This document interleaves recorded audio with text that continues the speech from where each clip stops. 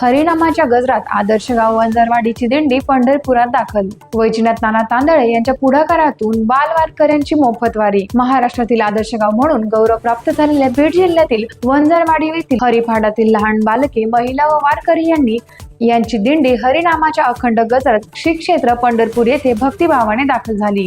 गावाचे प्रेरणादायी सरपंच मान्य वैजनाथ नाना तांदळे यांच्या पुढाकारातून हरिपाठात सहभागी होणाऱ्या सर्व बालिकांना व वारकऱ्यांना निःशुल्क पंढरपूर वारी आयोजित करण्यात आली होती. आदर्श ग्राम विकासाबरोबरच अध्यात्म, संस्कार आणि सामाजिक ऐक्य जपणाऱ्या वंजारवाडीने पुन्हा एकदा समाजासमोर आदर्श निर्माण केला आहे. हरिनामाच्या गजरात लहान या वारकऱ्यांच्या उत्साहाने आणि विठ्ठल भक्तीने पंढरीचे वातावरण भक्तिमय झाले.